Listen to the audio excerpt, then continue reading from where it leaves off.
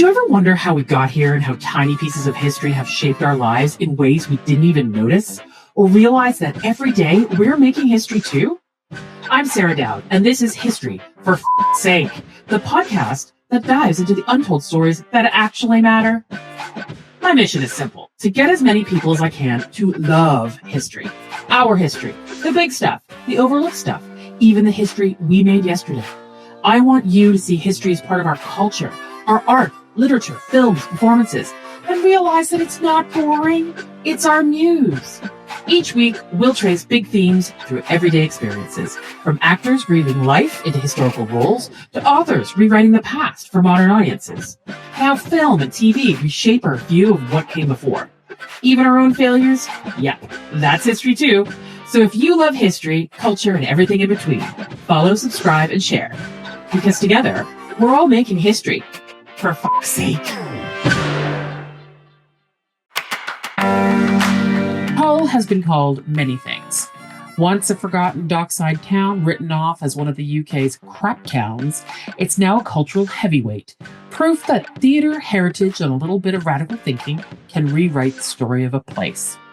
From trawlermen to theatre directors, from council meetings to curtain calls, Simon Green, former Hull culture director, regeneration strategist, and community champion, joins me, Sarah Dowd, to mark the 50th anniversary of the Northern Theatre Company and nearly a decade for the Maritime Hull vision. So in this episode, we'll explore how working class heritage, civic pride, and performance collide to regenerate cities, create legacies, and sometimes drive us absolutely crazy. This is History for Fuck's Sake, at its most hopeful, human, and fiercely funny.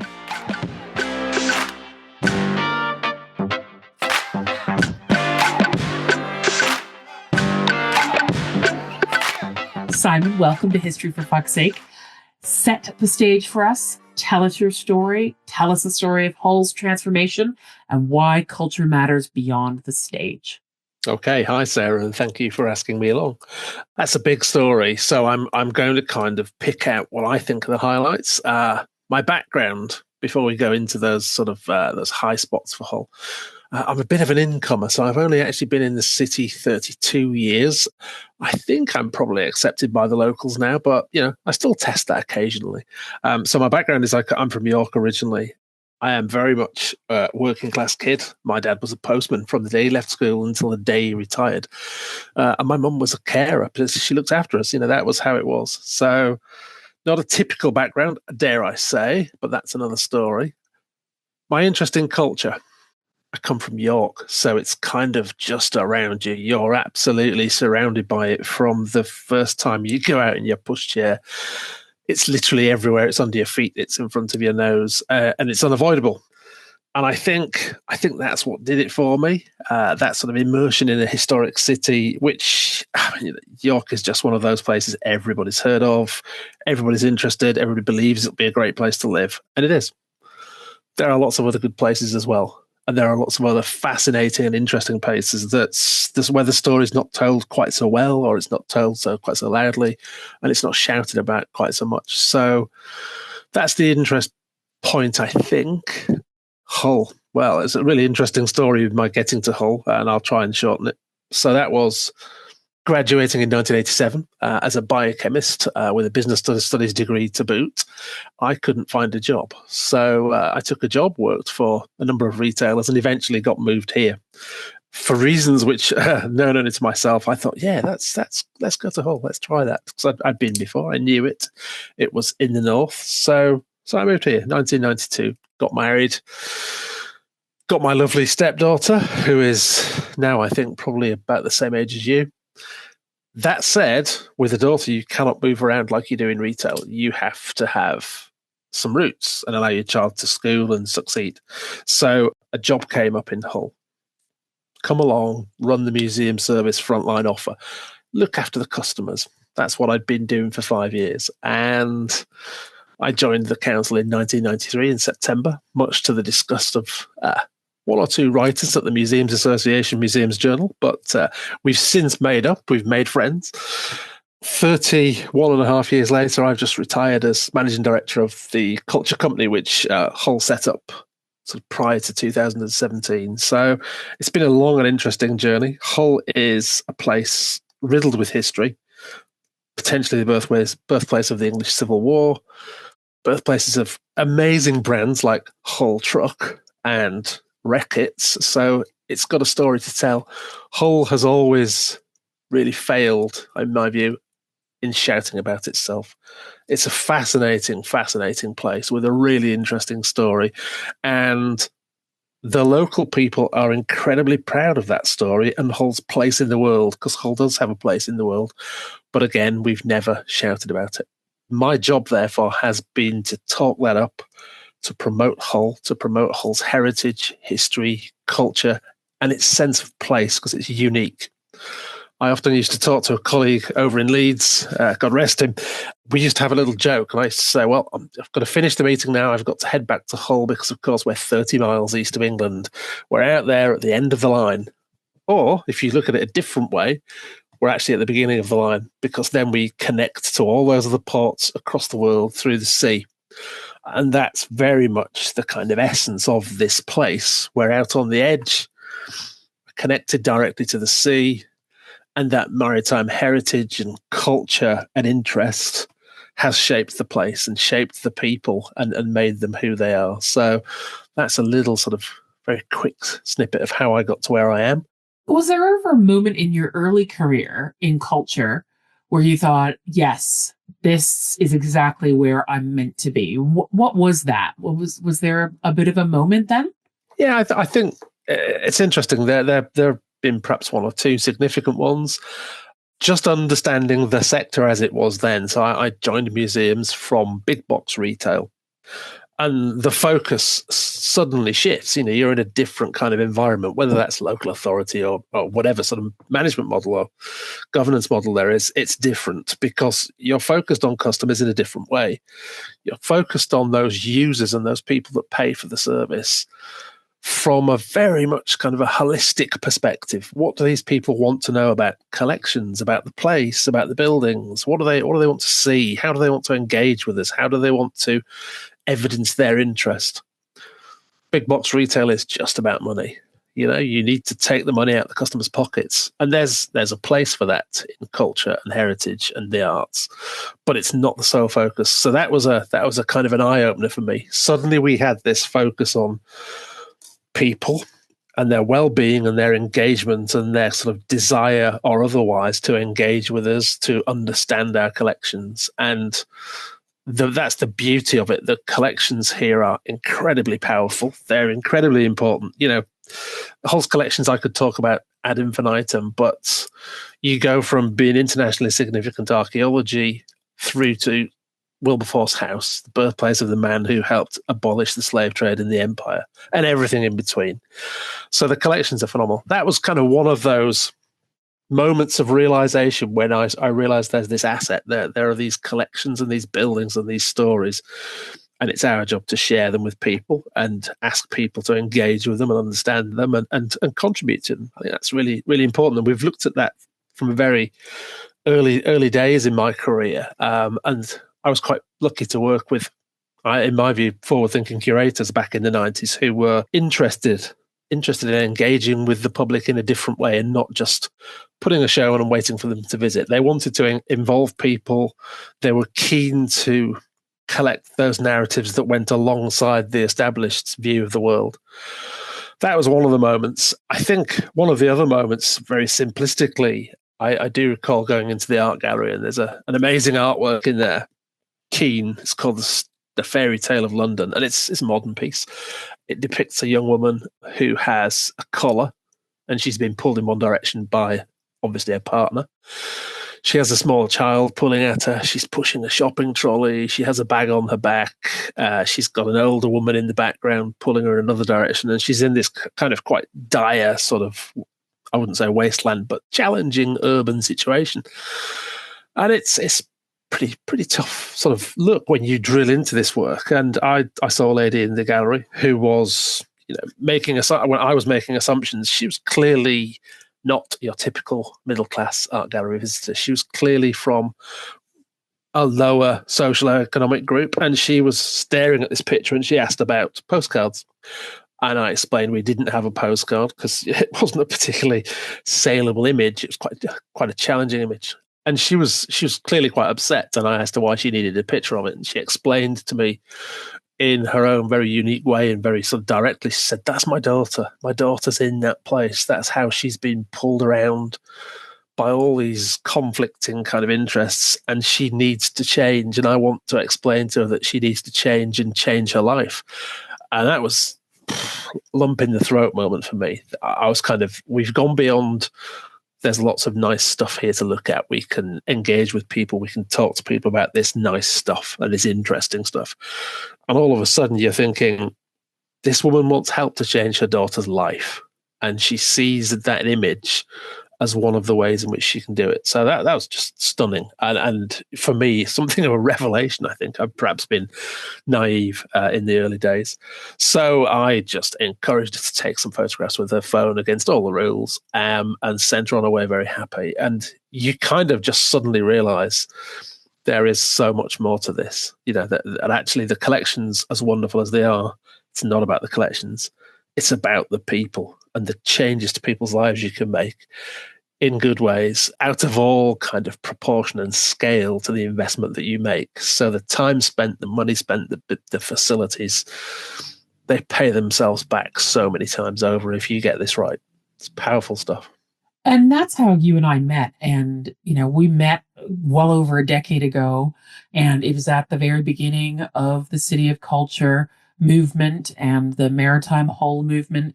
And one of the things that, we discussed very early on was the role of working class identity and sort of different people's stories and how that can play a role in regeneration. How would you describe what's changed most about cultural life in Hull since then and now? And then let's talk a little bit more about how that maritime identity is fed into that change. Yeah, sure. I mean, I think the interesting thing for me is there's always been a desire and an appetite to engage with culture here. I think it wasn't well identified. And we did have a council in the late 80s and early 90s that took a fairly paternalistic view of culture and arts and heritage. So it was about providing this, but actually we provide it for people because it's a good thing to do. And that's great. That's a fantastic start point. And that, I think, has underpinned the kind of investments that have happened over the years. And it tells you a lot about the kind of mindset of the politicians in the city about wanting to give people this. People deserve this. The shift for me has been about moving from that kind of paternalistic approach and celebrating things like the Ferrens for its stunning collections. And it is, it's an art gallery that punches well above its weight, has remarkable collections, has an amazing endowment fund and can acquire, which is rare these days. We move from celebrating sort of excellence to engaging with the public and saying, what's important to you? What makes Hull the place it is for you?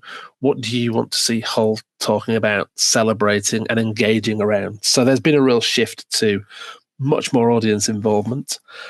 The bid for 2017, delightful. It was great when we got it. It was actually built on a failed bid. So we bid at the same time as Derry Londonderry. We failed. The councillors told us to go back and do it again. They were committed to this. They saw the value of this.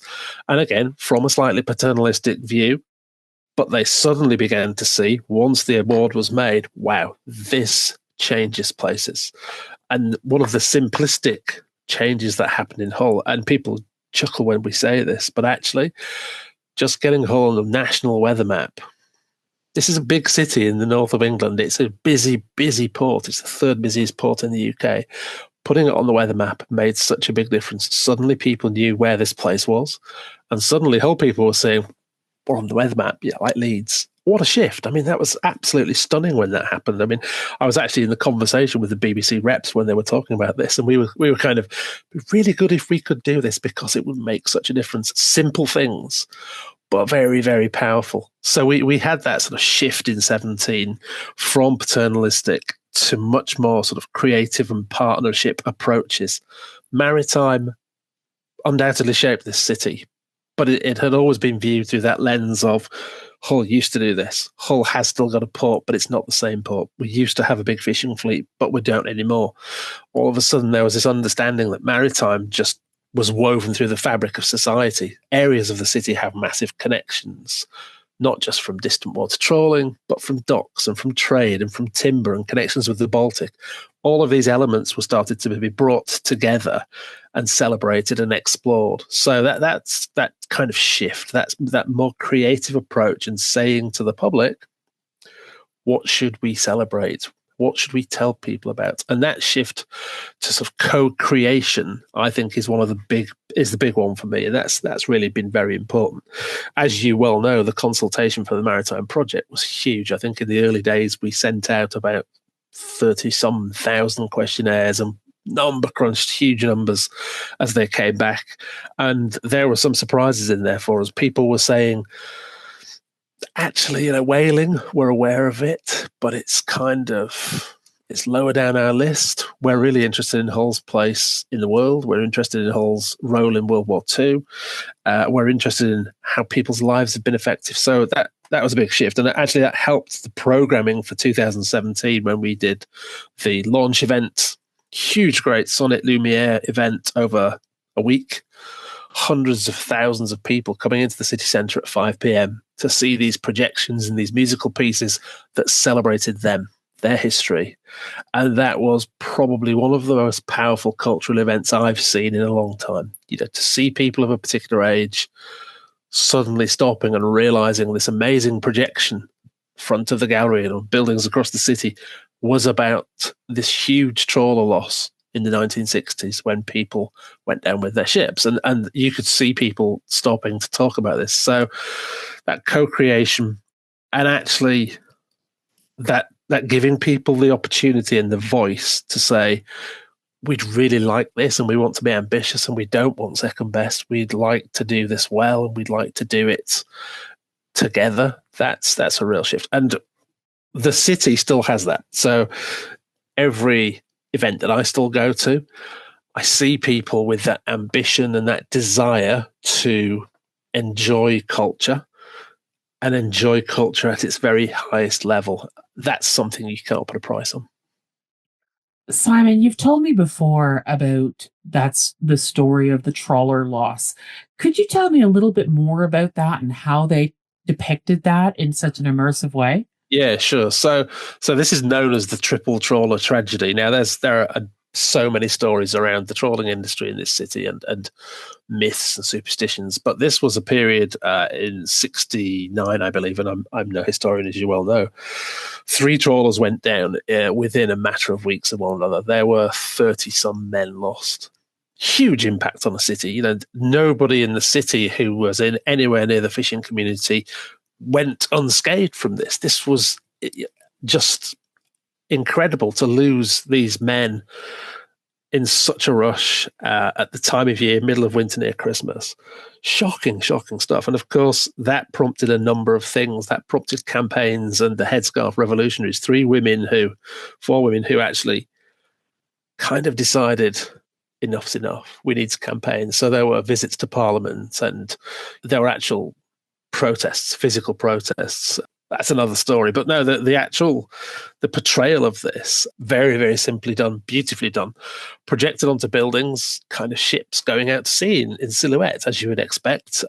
The sea then suddenly becomes whipped up in a horrific tempest. Now, these trawlers went down off Iceland, so there are some interesting connections there to the place, because, of course, Iceland and the Cod Wars is a big theme for us. But the Icelanders and the Hull people know that actually they've got more in common than they have in difference, and that's that sort of unforgiving and cruel sea. So the sea in the projection gets whipped up into a tempest. That's the only way I can describe it. The musical accompaniment sort of adds to that. You then see the ships disappear, and from each ship there's a tiny twinkling light sinking to the bottom of the sea. And the twinkling lights were, of course, the men who were lost. That stopped people in their tracks. In a crowd of 50 or 60,000 in Queen Victoria Square, people were stood there with tears rolling down their faces. And that's incredibly powerful.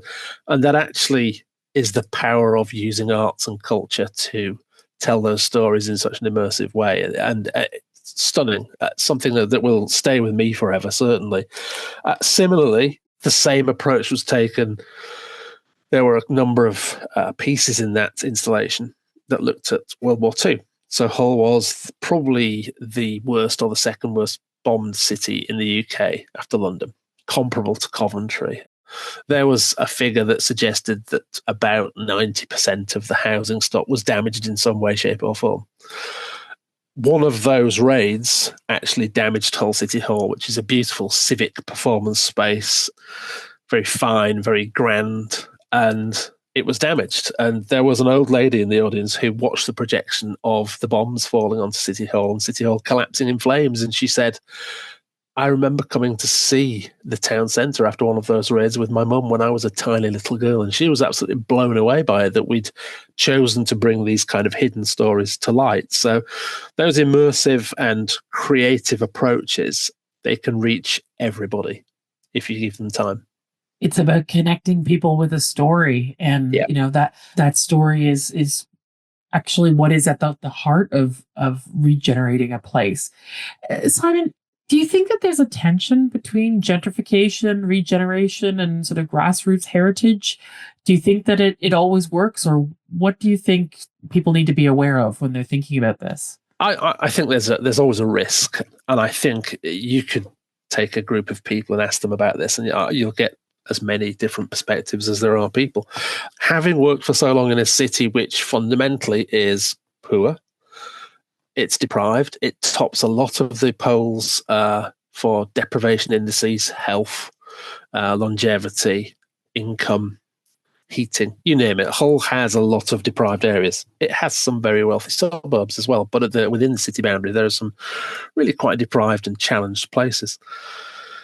I think you can sort of flag that, yes, there's a risk of gentrification, but actually, if with gentrification there are opportunities for work and employment and betterment, that's maybe a price you should be willing to pay. You should consider that impact. You should plan for it. But actually, I had a long conversation with a councillor about this when we were lucky enough to bring Turner Prize to Hull in 2017. I took a briefing paper to our board members and explained this was really very significant and it was a big opportunity for the city. And I was challenged by an elected member who said, well, what's in it for my residents? They don't want to come and see art, especially not that modern stuff you get with Turner Prize. He was horrified. It wasn't real art, it was modern stuff. So I followed up and had a conversation with him, took a briefing paper on the potential economic impact of bringing the Turner Prize to Hull and of 2017.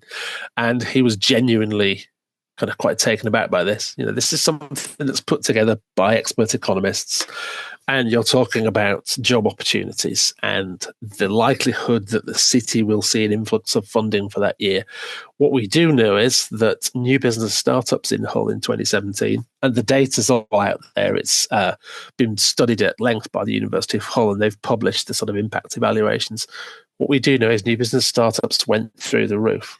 So people were opening businesses and making money and creating employment. Now, in a city with high unemployment rates, and actually lower than a typical achievement rates at school, the need for jobs which are relatively low skilled couldn't have come at a better time. So you have people making money, making businesses, and giving other people an opportunity to work and better themselves. So yes, of course, there's a risk of gentrification. I was probably guilty of that last week. I visited the fruit market in Hull, which has moved from a semi-derelict waterfront location to being really quite desirable. And I think it's flagged in the Times or the Guardian or the broadsheets.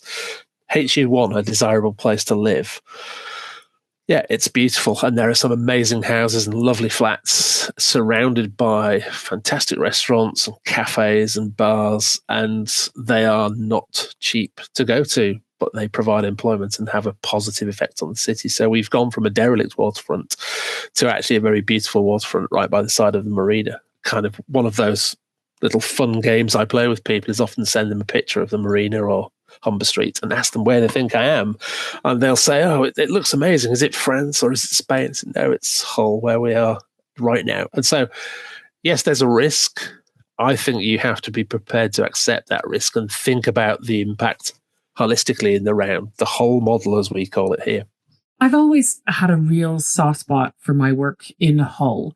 And partly that's to do with the combination of culture, arts, and heritage, and that opportunity to take some of my theater making skills along with my heritage skills, my fundraising skills, all of that.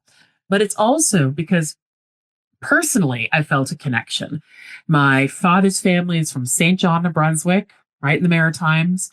My mom's family is from Poole in Dorset. We're maritime families in its own right, not directly, but we were part of the sort of industries around that. And so my connection, I've always felt a connection to the sea. And for me, one of the stories that always just made me just love this project, love what you were doing, is the Arctic Corsair. And I was hoping that you would tell the story about the Corsair in the 1960s, in the Cod Wars, and what you've done with the Corsair, and how, and I'm a big believer in this, how maritime heritage and ships really ought to be revered, particularly in the UK. We're an island nation. Tell us about the Corsair. Absolutely. And I'd echo your thoughts on kind of ships and that maritime thread. We do have in Hull Dr. Rob Robinson, who is Professor Emeritus from the Blades House Maritime Institute. He has written a couple of books on this subject. They explore at length how Hull has the connections to different parts of the world because of its maritime roots. And the fascination when you begin to drill into those details. So, massive link to Vancouver, and there's a story in Vancouver about a particular Hull person. When you drill into those details, you do realize that actually the connections that we take for granted through the internet today, they were there all along, but they were done via the sea, and they took a lot longer. So we've always been an interconnected world to a greater or lesser extent. Things are just faster. But no, the story in Hull, particularly about the Corsair, and there she is behind me, resplendent with her new paintwork and a kind of restoration job, which I'm stunned by. She looks fantastic, and we've not even started the fit out and decorative sort of installation. The story of the Corsair is she was built in 1960, so kind of height of the Cod Wars, distant water trawler. She's a sidewinder, which means the fish are hauled over the side, and then where I'm sitting is kind of where the fish were gutted and processed. Corsair was a record-breaking ship. She went to Iceland several times, and this is the kind of connection I was talking about earlier to Iceland. There is an amazing connection through the Cod Wars, and of course we were on opposite sides to the Icelanders, but there's this common theme around how brutal the sea can be and taking people away, and when that happens, all sides are forgotten, and people help one another and they save people. And there's a lovely little sort of church at Vic with a record of all the British trawlermen that were taken ashore in Iceland at Vic and rescued by Icelanders. So the Corsair story is an interesting one. Successful ship. I knew one of her skippers who the guys that skippered these ships and worked on board them are just a breed apart. You know, they would go off for weeks at a time to Iceland, to the Grand Banks, to northern Russia, and bring fish home. Easy as that, in conditions that were pretty basic. They were doing this off Iceland for a long, long time. The story that's hidden in the sort of mix for maritime heritage in Hull is that the Cod Wars were not really Cod Wars. They were geopolitics. People are often quite surprised by this. Why did Britain, which at the time, we were a big guy, you know, big navy. We could go around and flex our muscles around the world. We had a big navy and the ability to do that. We had ships going up there to support the trawlers when the Icelanders said, no more, enough's enough. We were sending ships like the Corsair with 5,000-ton destroyers looking after them. Iceland had one gunboat with a 50 cal on the top of it.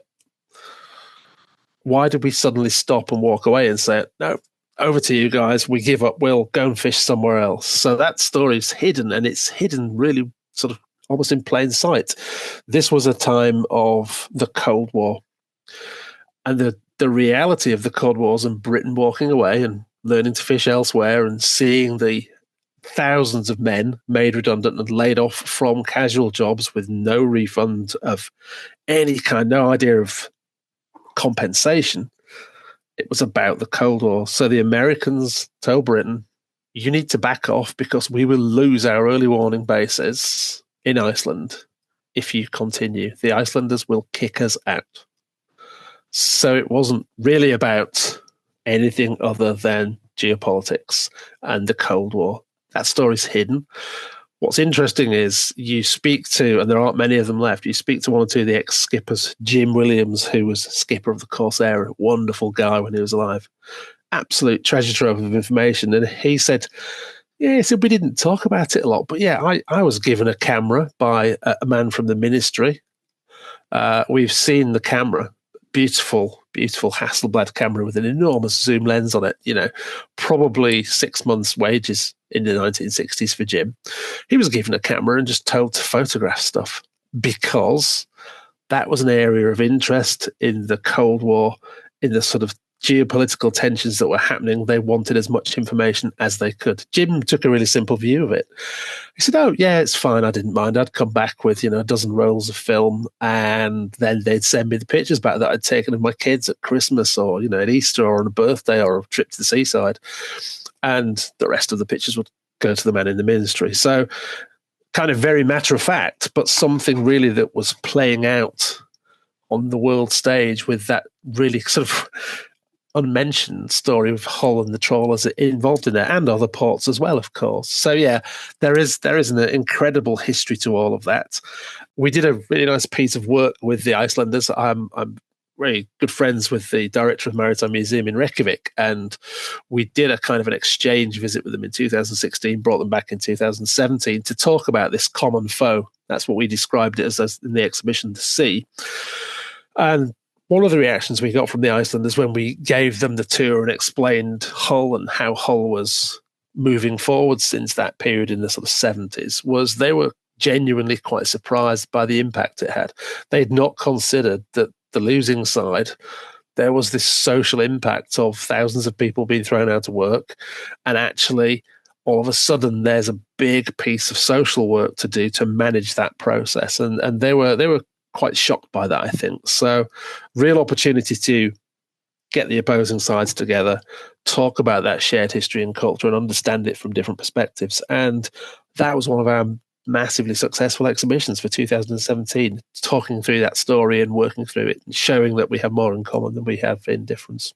And there wasn't only cold moments, was there, in the Cold War? There was a couple hot moments between the Corsair and some other trawlers. What happened there? Yeah, I think I said earlier that the trawler skippers, they are a breed apart, as are the crewmen. So the Odin was planning to cut the warps of a number of the trawlers. So the Icelanders, being very creative people, came up with a method of basically paying out a huge, heavy, sort of couple 100-kilo grappling hook with blades down the side of it. They would catch the warps of the trawlers as they were towing, and they would cut them. So the trawlers would lose their nets and lose their fish. Of course, that had risks coming along with it, because if a warp part's under pressure, it can quite literally decapitate someone. So they were moving to cut some warps, and the then skipper of the Corsair decided he was having none of this and decided to ram Odin in his trawler, watched by one of these 5,000-ton 1960s, 1950s destroyers. So yeah, he's rammed Odin, buckled the front of the ship.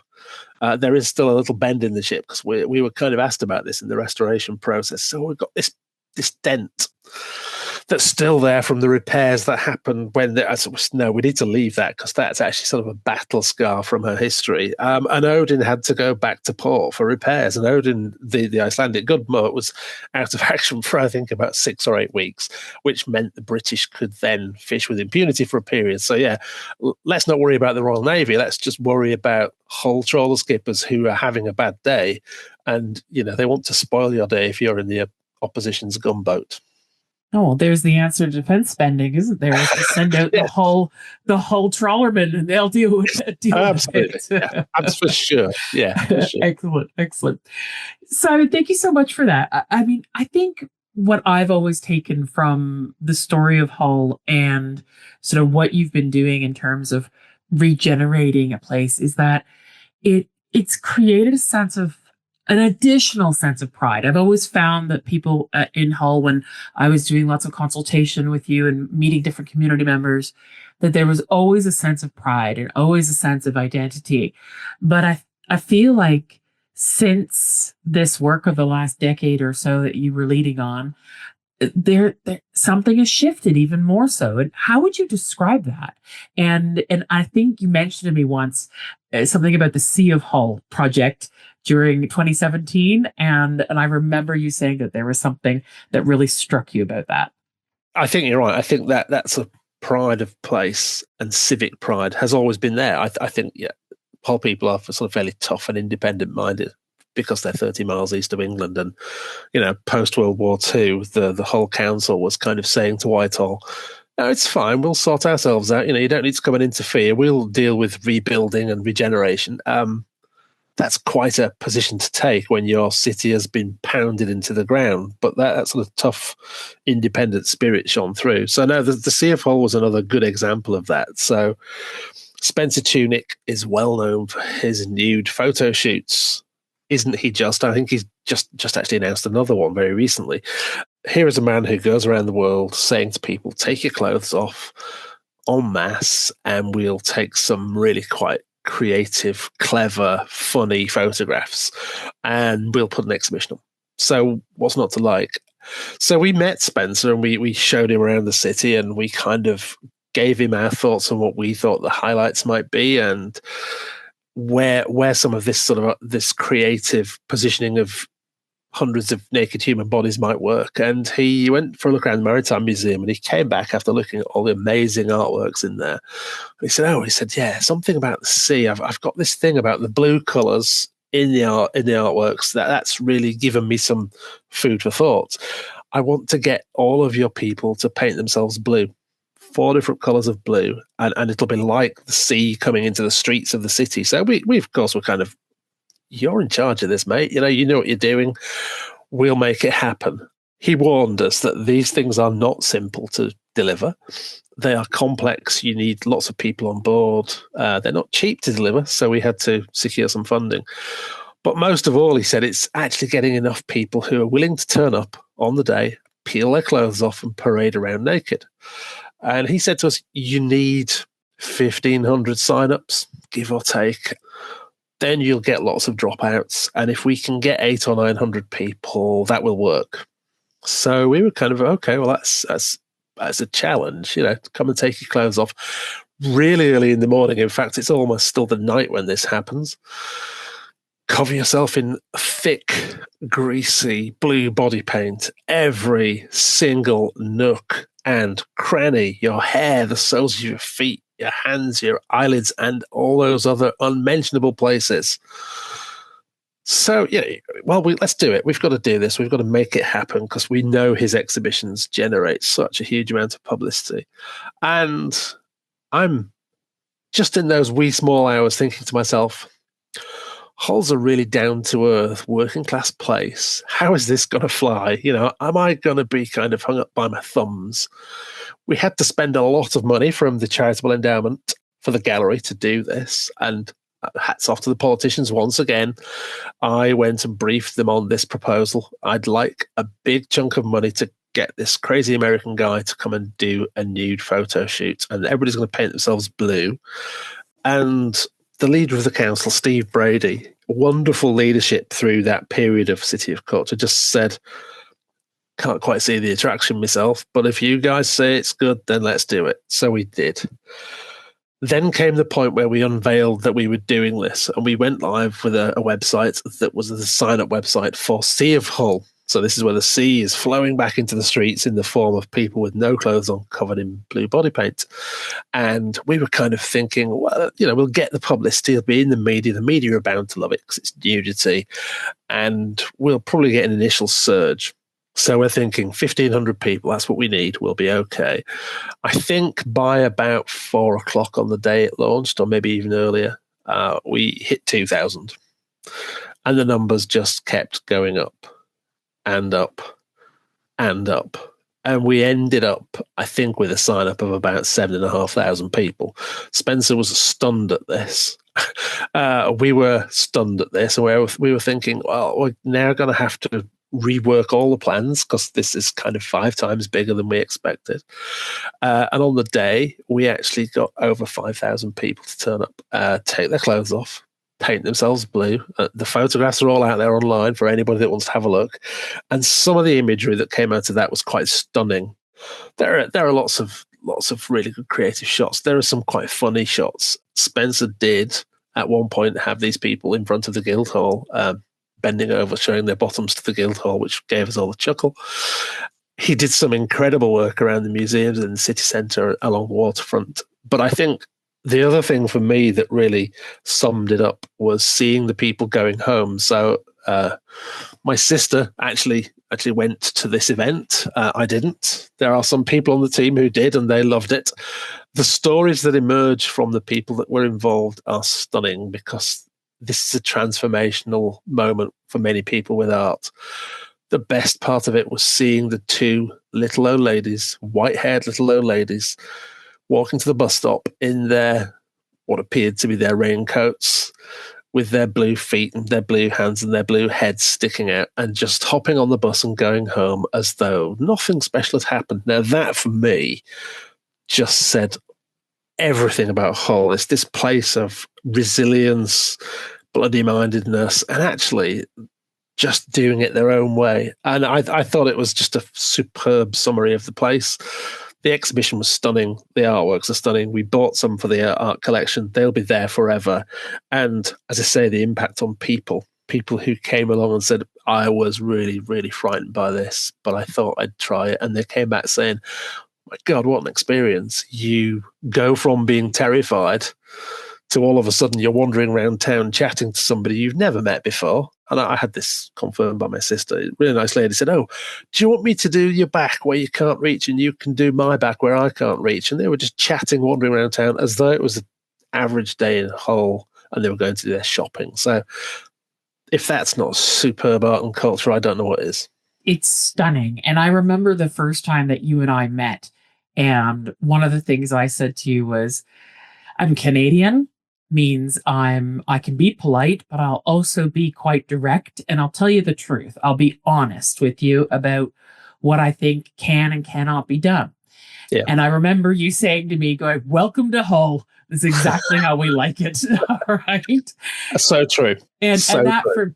That for me is really sort of, it's why, this project, what's happened in Hull, the role I've had the privilege to play in that has always meant something to me, is that, and I've worked in a lot of places around the UK, but for here, there's such an honesty to the work that, we were doing, an honesty to the culture, to the people that we were representing, the people that we were, participating with, that I just felt like that honesty is something that really needs to play a greater role in ongoing culture and, heritage development. There has to be an honesty that things are in trouble and we've got to find different ways out of this, or we are going to really struggle to keep arts and culture alive in Britain if we do not change. And no matter how much, staring at our proverbial navels that goes on, there's got to be some real truth telling. And, I hope that that's what some of the stuff on this podcast can do. Yeah. Simon, tell me about one hallelujah moment, okay, where you really felt that's it. Okay. That's it. I've reached my pinnacle here. And then I'm going to ask you, what was your fuck's sake moment as well? Because there's always got the yin and the yang. They've got to have both. Yeah. I think there are so many sort of pinnacle moments. Clearly, securing funding for the project was amazing. I think the other one for me was actually kind of coming to the end of 2017. So we spent about 8 years worth of programming budget in 12 months. We attracted about 1.5 million people to the service. compared with our previous average of about 400,000. So we were seeing huge numbers through the doors, lots of new visitors, massive media coverage, and huge reach. That really was a kind of wow. Does it get any better? I'm still in touch with a former colleague who ran the gallery that year, and she particularly had a meat grinder of a sort of 2 or 3 years making this work. And we just reflect. It's like, wow, we did some stuff in that year, it was just at pace and of a quality, and the content was of a sort of value that was off the scale. The beautiful legacy of that is there is still the ambition to do great stuff. We just don't want to do 7 years worth in 1 year, because it kind of comes close to breaking people. So the shift in ambition of the team, of the local people, that was just a wow. Oh, that's really, people often say cities of culture don't work. Oh yeah, it's just a big party. They do work, but you have to be in it for the long run. You have to think about what the outcomes are going to be, how you're going to build on them. And actually, you have to accept that some of those outcomes will be sort of slightly less tangible and a bit slipperier, but they're ideas. So for me, it's that idea that people locally, suddenly they're saying, well, that was good, but we want some more, and we want better, and we want better, and we want better. And there's that ambition to consume, engage with, create culture that's been fired up. And, I don't want those flames to go out. That's important. And if we can still be, doing that in another 20 years, touch wood, I'm still here to see that. If there's still that ambition and hunger for great culture in this place, then that will be just amazing. Absolutely amazing.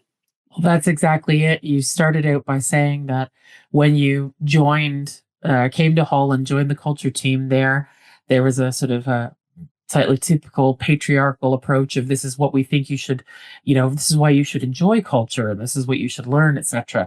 To flip that on its head, 30 years later, and actually it's like, this is not what you should learn. This is our right. This is what we deserve. This is what is part of us. And it has to be our culture and our voice. And yeah, I'm so proud to have played a role in that, and to have been accepted by the amazing people of Hull to actually help shape that and work with them in shaping that. You and your team, Sarah, have played a big role, as you well know, and it's not just about the Maritime project. It's about so many of those other elements of my work where you've been able to bring those fresh perspectives and just throw the challenge in there. And people need challenge. We need stretching. We need pushing. I think humans fundamentally need pushing. People who drive themselves, once they've been in a place or a job or a role for a period, people who drive themselves relentlessly are rare. We all have our comfort zones. I absolutely had mine. I was very much in my comfort zone post 2017. It's kind of, we've done some good stuff and I'm doing great here, happy. But I went and applied for the big job and got it. So that was about stretching myself and thinking, we can do a bit more. We can push a bit harder, and we can engage a bit sort of wider and a bit more deeply and meaningfully. And I think that's what really is important to me. It's about people wanting to keep that flame alive. So the fuck's sake moment. Oh yes, the fuck's sake moment. Tell us about that, Simon. I think well, I've had a few. Interestingly, some of them inevitably politicians. So we've had some funny ones. I mean, I remember many years ago, probably 20 years ago, briefing our cultural services committee, as they were then, on the cleaning of artworks, because of course artworks need cleaning and they need conservation and they need care. That's part of the job. We had a wonderful councillor who is no longer with us, and I won't name names, who kind of in the questioning was horrified that we wanted to spend, and I think at the time it was few £1,000s. Horrified, absolutely horrified. You spent this money cleaning artworks. I think you should get some work experience people in. You clean it with white bread. I've seen it on Antiques program. So that was one of those moments when you think, I have some work to do here, but I'm probably not going to live long enough to be able to complete the job. One other moment jumps out at me. I remember the then director of culture when we were all internal to the council left. So we were left without a director of culture, and actually some of us were thinking about applying for it. And the then corporate director got the team in the room and said, I have great faith in you. You can deliver this. This is fine. You'll be fine. You don't need to worry about this vacancy. We're going to deal with it. But in the meantime, I have a challenge for you. This particular individual was ex-armed services. That's all I'm going to say. And they took the view that we collectively, as a group of, I guess, about 12 or 13 senior people, we should be drawing up a business plan to make culture a net zero proposition for the council in order to improve our performance and be more commercial. And that was another one of those moments when I kind of just thought, do I need to move jobs? This is crazy. This person is insane. I threw back a few questions, as you do when you're one of those sort of quietly confident people who's a bit naughty. So I asked if we could, was anything off the table? So I was told, no, nothing's off the table. You do whatever. That's the objective. So I basically went back with a proposition, which of course I, shared with a number of key councillors who were into culture, particularly the portfolio holder. Let's just say I didn't have to get another job, and we didn't have to make culture net zero. And in particular, said corporate director actually then just let us get on with doing our job. So you have to know when to play the cards. But that was one of those moments where you kind of go, no, I didn't really just hear that you want us to make this net zero, which would have been a neat trick had we been able to pull it off. And when you say net zero, you mean financially net zero, don't you? I mean financially net zero cost to the council for. And we were talking at that point about probably 100 green spaces, 4 or 5 big parks, big Victorian parks, 7 museums, a historic ship, a theatre, a performance hall, probably then about 15 libraries. It was a big department, which there's been some rationalization over the years, but it was a big department. And it's kind of, okay, we'll operate all of that at no cost. So yeah, we all get them. And I think what I would say to anybody listening is when you have one of those moments when somebody comes out with one of those slightly unreal suggestions, you have to just take the deep breath and then go away and process it and not jump straight in. Sadly, it still happens. Sadly, there are places who see these services as being somehow just kind of optional, and culture is not optional. That's the frustration I think I've had over the years. The costs of culture, when you stack them up against the potential impacts, it's tiny, absolutely tiny. Absolutely. I mean, I had the same questions leveled at me, and I just sort of point to, right, let's look at pandemic. What happened when you took it all away? We had anxiety skyrocketing. We had people creating their own culture, those people, who would, socially distance and meet at the end of the garden and, read. Some of them read play scripts. Some of them just talked.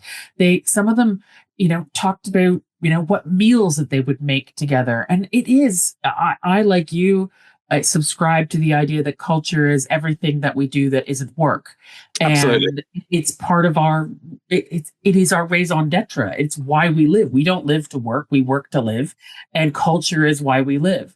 And one of the things when I'm often asked this question of, net zero, financial, no financial cost, is say, okay, imagine everything is shut. And now people do actually have a reference point for that now. And so the restaurants are shut, the theaters are shut, the museums are shut, the after school activities are shut, everything is shut. What happens then? And you do start to see more realization because they've got this, they've got a point of reference that they can go, oh, yes, I know what that was like. So yes, I think we have to continue doing everything we can to continue to make that argument for heritage and culture. I think we as a sector need to talk more to people outside of our sector in order to make those sort of conversations and stories hit home. We're very good at talking to ourselves, but we're not so great about talking to the people and making the argument about, what difference do we actually make? And we make a hell of a lot of difference, we know. And we need to learn their language. The number of people I've spoken to about properly understanding a quality economic impact assessment, understanding Green Book approach, understanding the costing approach that's taken by Treasury. These things are complex, but you have to understand them if you're going to make the case to people who only speak that language. I did have a fascinating experience once of this with a former director of regeneration who part of his job was to actually facilitate moving people who were NEETs, so not in education, training or employment, moving them into work. And we ran a very small project back in the days of hubs. You remember hub museums? Sadly, I'm old enough to, yes, remember hub museums. Never mind. We had an amazing success rate engaging with these young people, showing them the opportunities that were there and kind of talking to them about how they might develop themselves to either move into job roles or go into training for job roles, or actually, interestingly for us, we seemed to get a lot of people who were keen on setting up their own businesses. We had an amazing success rate of about 75%. What was particularly striking was we did that on a cost per head basis of about, I think, £8,000 or £9,000. The then director of Regens said to me, he said, I've read your paper, and he said, are the numbers right? I said, yeah, it's a few £1,000s per person. I said, I appreciate it's a significant sum of money, but actually, if you're moving somebody into employment, that's a good thing. And he said, no, you missed my point. He said, the benchmark is about 35 grand to put somebody on that path to move from being a NEET. You're doing it for a fraction of the price, and that's the power of culture and arts. He was a convert from that moment on, and couldn't do enough to support us. So on that note, Simon, what's the one piece of wisdom that you would give to others working in heritage and culture about what do we have to do to have our voices heard in all of this? What would you say? You no longer work in heritage and culture, so maybe you're willing to be a bit more forthright. Not that you've ever stopped you in the past, but yeah, what's your piece of wisdom? I think the thing that I would say potentially characterize my time in culture and heritage is just being relentless with promotion and banging the drum and making the case and putting the good news stories under people's noses. You have to do that literally from the moment that you walk into the office until the moment that you go to bed. And it can be huge things. It can be amazing case studies with lots of detail, with lots of kind of analytics, with lots of data, and it can be the tiny things as well. And you have to do everything in between. So I mentioned Steve Brady, the former leader of the council, who was responsible for City of Culture. Fascinating chap. Used to work at BP at the refinery, ran his own corner shop. Hard left Labour guy, absolutely no nonsense Labour guy. And when he stood down, he retired, stopped being leader, and I saw him, went to see him, had a drink with him, and he said to me in his own inimitable way, I said, I can't say that I'm going to miss you sending me 6 emails a day saying how bloody good museums were. And I said, you are really though, Steve, aren't you? He said, well, actually, yeah, it was very helpful. And it's that kind of, for me, summarises it. You have to just keep on and on and on. And you have to be pushy. You have to put your foot in the door and you have to say, no, I need to speak to this person and tell them what we're doing. And I want to have an appointment to go and talk to the new person who's running the bid or running the local strategic partnership or the principal of the new college or, the new vice chancellor of the university. You have to go and bang on doors and sell what culture and arts can deliver for society, for organizations, and for the local people, because it's powerful stuff. And, that takes time, and you have to have the time and the kind of access to be able to share the stories. We've touched on some of them today, but you have to be able to go and tell those stories about the value of this. And I think, were I still in business in that sense, Sarah, I think your point is really well made. People don't really have a baseline. They didn't have a baseline for what happens if it all goes. They do now. And I speak to lots of people about how we got through the pandemic, and most of them say, "Oh my God, I don't want to do that ever again." That was a horrible time for most people. That's a nice way of contextualizing the value of culture and arts, and I think I would recommend that people use that. But yeah, you have to be remorseless and shameless and just keep pushing and pushing and pushing and pushing and pushing until they almost want you out of the room because they'll give them the money and then they'll go away. So there we have it. The answer to, if they're trying to cut budgets, like they're trying to cut some warps, what do? We ram them like the Arctic Corsair. All right. That's the one. Yeah. No shrinking violence here. Simon, thank you so much for spending the time talking to me today. This conversation has been brilliant. It's really made me think about some of the other episodes on the series, and particularly one of them with Louisa Rogers, where she and I were talking about how difficult it is sometimes for younger generations to imagine what their futures look like. I think you've told some amazing stories here today about the past that certainly have impacted people's futures. And I guess one of the things it's made me think about is maybe all along we have known what the answer is. And it's not necessarily ramming them like the Arctic Corsair, but perhaps it's something we've known ever since 1984. And of course, that answer is 42.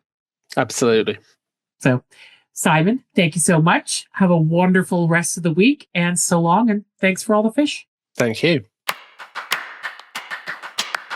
Thanks for listening to History for F***'s Sake. I'm so grateful you joined me to explore some of the untold stories that have shaped people's lives and experiences. If you've got a question, a story, or an idea, let me know.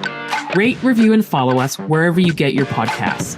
And visit us at historyffs.com or historyffspod on socials to connect. Together, we're all making history for f***'s sake.